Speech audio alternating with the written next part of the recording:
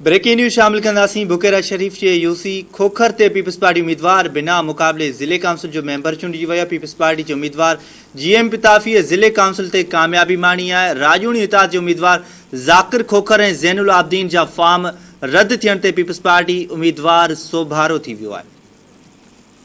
अवां सां इहा अहम ख़बर शेयर कयूं पिया। बुकेरा शरीफ के यूसी खोखर ते पीपल्स पार्टी उम्मीदवार बिना मुकाबले ज़िले काउंसिल जो मेंबर चूंडिजी वियो। अवां खे आगाह कयूं पिया पीपल्स पार्टी के उम्मीदवार GM पिताफ़ी ज़िले काउंसिल ते कामयाबी माणे वरिती आहे। राजूनी इताद के उम्मीदवार ज़ाकिर खोखर ऐं ज़ैनुल आबदीन जा फॉर्म रद्द थियण ते पीपल्स पार्टी उम्मीदवार सोभारो थी वियो आहे। अहम ख़बर अवां सां शेयर कयूं पिया। बुकेरा शरीफ के यूसी खोखर ते पीपल्स पार्टी उम्मीदवार बिना मुकाबले ज़िले काउंसिल जो मेंबर चूंडिजी वियो आहे। पीपल्स पार्टी के उम्मीदवार GM पिताफ़ी ज़िले काउंसिल ते कामयाबी माणी आहे।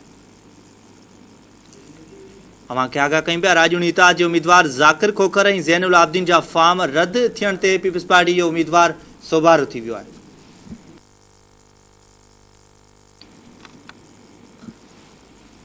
पीपल्स पार्टी के उम्मीदवार GM पिताफ़ी ज़िले काउंसिल ते कामयाबी माणी आहे। अवां खे आगाह कयूं पिया। राजूनी इताद के उम्मीदवार ज़ाकिर खोखर ऐं ज़ैनुल आबदीन जा फॉर्म रद्द थियण ते पीपल्स पार्टी उम्मीदवार सोभारो थियो आहे।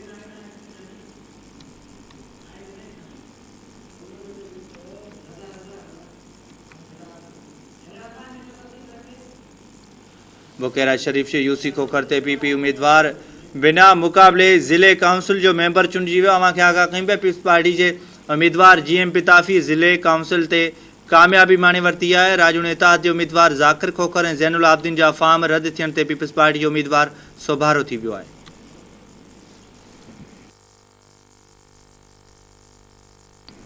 यह ब्रेकिंग न्यूज़ अवां सां शेयर कयूं पिया। बुकेरा शरीफ के यूसी खोखर ते PP उम्मीदवार बिना मुकाबले ज़िले काउंसिल जो मेंबर चूंडिजी वियो आहे।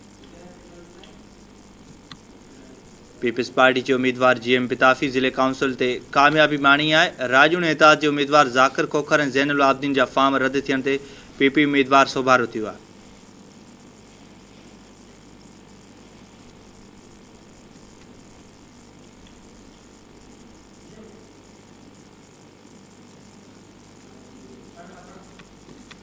बुकेरा शरीफ के यूसी खोखर ते PP उम्मीदवार बिना मुकाबले ज़िले काउंसिल जो मेंबर चूंडिजी वियो आहे। पीपल्स पार्टी के उम्मीदवार GM पिताफ़ी ज़िले काउंसिल ते कामयाबी माणी आहे।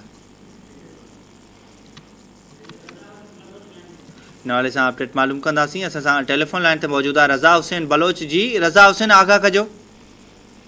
बिल्कुल तव्हांखे ॿुधाइण वाला यूसी खोखर मां ज़िले काउंसिल राजूनी इताद जे उम्मीदवार ज़ाकिर खोखर ऐं ज़ैनुल आबदीन जा मकानी इलेक्शन जा फार्म रद्द थियण करे साम्हूं PP पारां यूसी खोखर ते ज़िले काउंसिल जे मज़बूत उम्मीदवार GM पिताफ़ी बिना मुकाबले कामयाब थी वियो। यूसी खोखर ते बिना मुकाबले कामयाब थियण पारां मुज़िज़िन पारां मुबारकूं जी।